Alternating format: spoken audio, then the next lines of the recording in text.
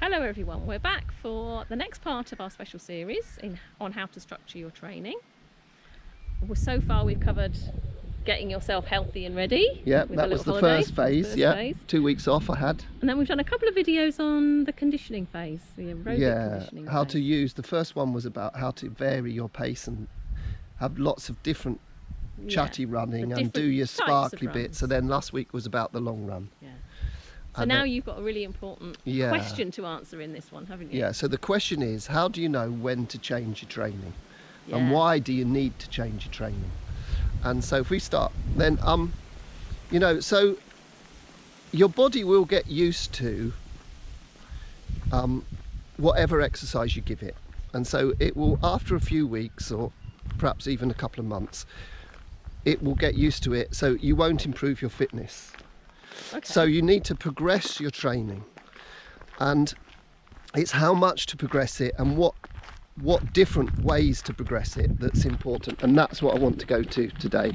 And how do you know when to go onto your heels is the question that I really want to get to the bottom of today. So people are doing all these lovely chatty runs, the chatty sparkly runs, a lovely long run, and they should be noticing that they're getting slightly faster, and it's their chatty pace that's going to get faster. Yeah. And we quite find that during that conditioning phase, if it carries on for 6 months or so, and because if it's improving, just keep going. If you're, and we find that people will improve their chatty running speed by 1.5 minutes to 2 minutes a mile. Yeah, that's and their their 5k pace will also increase, even though they're not training at that speed. So they get all that benefit without the old hard work running fast. Exactly, yeah.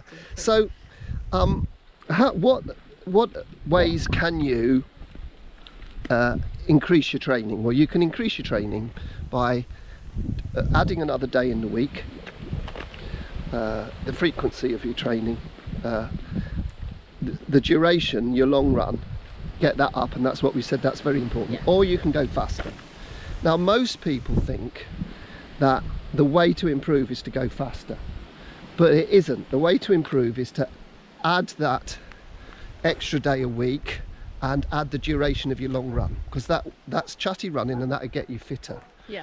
But there will come a time where you haven't got any more time to do that, or where you notice that you're not getting any faster. Yeah, your chatty pace, your lovely chatty pace is sort of levelled off. Yeah.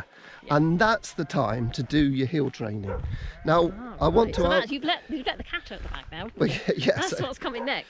Yeah, so the heel training is next. So the other thing is, so let's go back. So what will happen is you then, once you stop improving and you've added as much as you can add of chatty running, then it's time to change what you do. So you go to the hill training. Yeah. And that hill training, why do we hill train is the other important question. Because some people think, oh, I want to run fast. So they're introduced their fast running. Well, their fast running doesn't work the right energy pathway. So it's really the icing on the cake. And the other thing is, if you go straight from your conditioning phase where you're doing your chatty running straight into the... starting to go faster,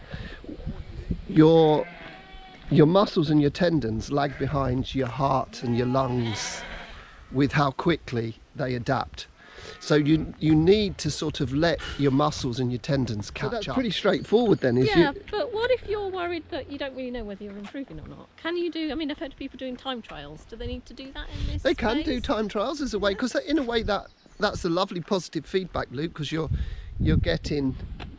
You can see yourself getting fitter, so you know the training's working. I think there is a temptation to try and race. Yeah, that's the only trouble. Try to race. You think time trial, oh my goodness, I've got to get my fastest. So, but if you keep a nice gentle effort and you do the same course every week, and then you try to get a bit further around that course, or you don't try to get, but you just naturally get a bit further around that course, that's a lovely way of doing it. Or we do the out and back, where you go out for 10 minutes and back for 10 minutes. So really, you're not going any faster than your chatty pace? Because that's the pace you want to see whether that is improving or not. Absolutely. That's what we're aiming for, isn't it? And there will be a time when that will stop improving, and then that's the time to do the hills. To swap and do the hills, and you change this, what we call change the stimulus. So you're working your muscular skeletal system, your muscles and your tendons, not your heart and your lungs. So you move but up a it's stage. really important, isn't it? And you're going to go into that next week, why the hill phase is very important. Yeah. Yeah. And what happens if you don't have any hills? What if you live in Oh, Lincolnshire? yeah, yeah. Oh, Yeah. Lincolnshire have a trail running team. Right. Okay. Yeah, okay. I'm sure There are that's a hills good in idea. Lincolnshire. Yeah, okay. Okay, so tune in next week to find out more about the next phase in your structured training approach, which is the hill phase. Don't forget to join our Facebook group if you want to find out what Colin's been up to this week in his running shorts. Oh, yes. Oh, yeah. Yeah, I've got to do that. Been a bit of a problem, hasn't there? There's been a bit of a problem which you'll need to talk about. Okay. Yeah, or you can view all of our videos on YouTube and visit our website if you would like to buy any Chatty Sparkly kit. Oh yeah, the Chatty Sparkly kit. It's Yeah, good. the next order should be arriving very soon. Okay, good. That's really good. Okay, we'll see you next week. See you next week. Bye.